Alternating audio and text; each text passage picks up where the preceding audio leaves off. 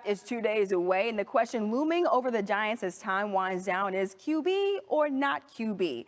Do they go with a quarterback at number 3, or do they go with the best available talent? If it's any indicator at all, the G-men worked out 3 QBs, including Colorado Shedeur Sanders last week.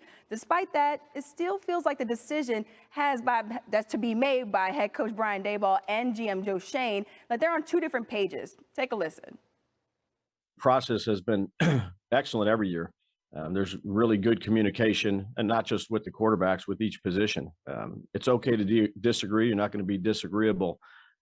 And everybody has thoughts and opinions of what they evaluate and what they see. There's very professional, conversations that we have. And we're all trying to do the same thing, is trying to improve our football team. And then at the end of the day, we'll have a conversation and, pick the player we think will best be suited for the New York Giants. We now welcome in our NFL analyst and former GM, Mike Tannenbaum. And Mike T, you've been in multiple draft rooms in your career. What do you make of what Brian Daboll had to say right there? Yeah, Amina, he's clearly trying to dispel the notion that they're not on the same page. I worked with Brian Daboll for a number of years. He's really good. He's very thorough. But it's very unusual so late in the game for such a big decision, Amina, for them to go back out for private workouts.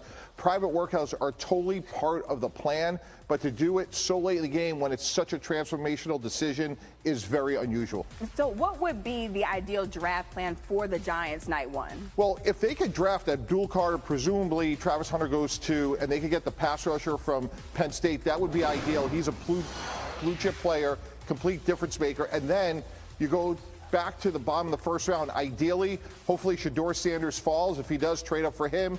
Jaxson Dart from Ole Miss, I think, has a chance to be a good starter. Tyler Shugg, despite being 25, is a really good prospect. And then Jalen Milroe, who a lot of people comp to Jalen Hurts, a little bit more of a developmental player. If they could get one of those 4 quarterbacks bootstrap with Abdul Carter, that would be a great night for the Giants. So many different possibilities with what the Giants could do at that number 3 pick. And I know if you're a Giants fan, you're looking for them to get a quarterback. You want them to get a franchise quarterback.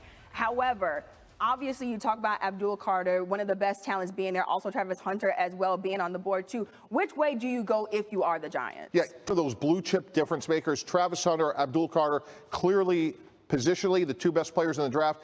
And then again, they need a little luck, but one of those 4 quarterbacks, Amina, should be there towards the bottom of the first round, trade back up, and now you get a great player, and hopefully from a Giants standpoint, you're a quarterback of the future. Yeah, with the Giants picking at 3, it's their 8th top 10 pick in the last 10 drafts, the most in the NFL in that span. More with Mike T. in hours or so before the draft.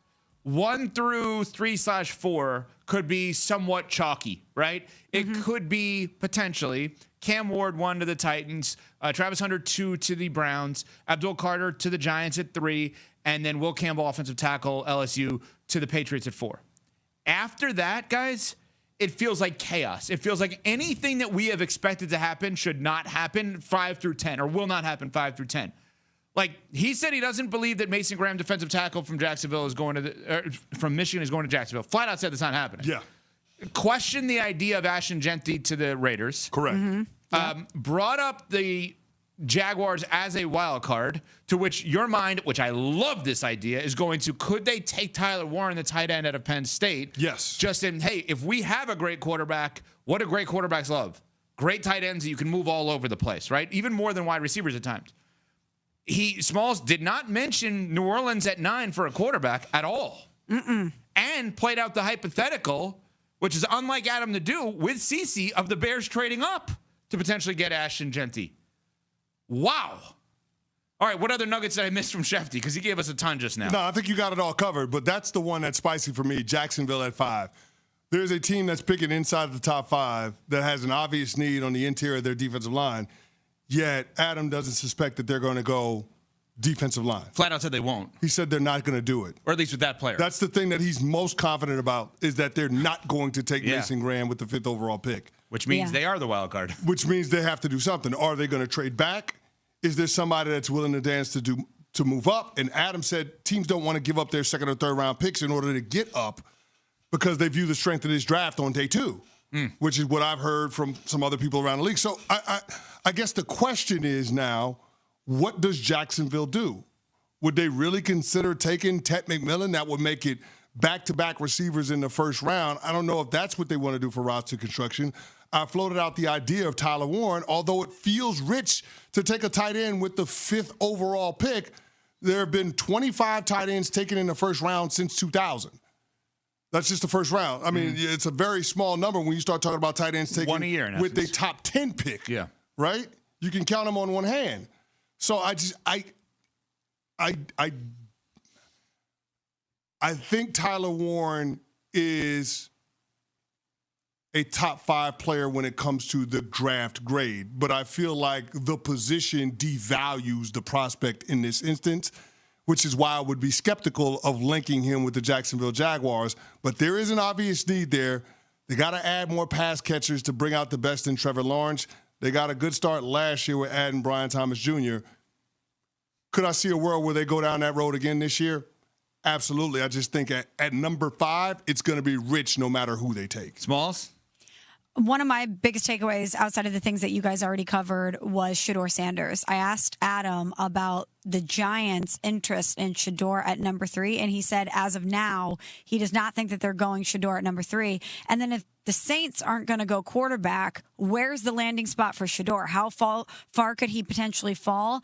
And or which team is going to take advantage of that and jump up and get him? Right. Very good question, right? Like, so let's just pencil him in hypothetically to the Steelers somewhere, which then takes you to the Rodgers conversation, which then takes you to the Cousins conversation, which then takes you to the information that Adam had in his story on ESPN Plus and ESPN.com of the idea that Kirk Cousins, the Falcons are willing to trade him. They want a team to pay $20 million down. Not going to do that. Vikings and Steelers would be willing to maybe pay $10 million down to get him.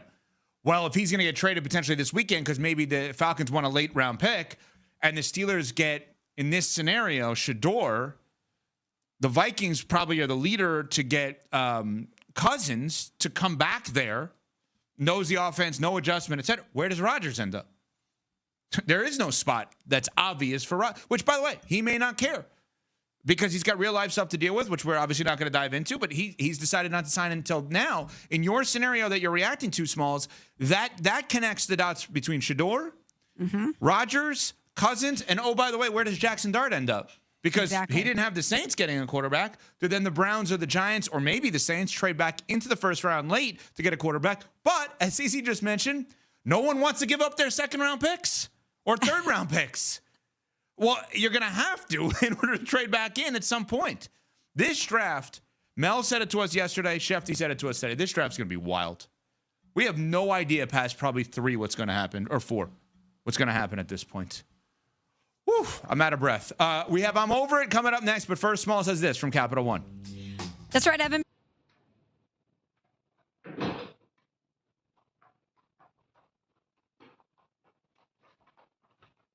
Xin chào cả mọi người đã quay trở lại với kênh của mình. Ngày hôm nay mình sẽ tiếp tục hướng dẫn các bạn làm vòng.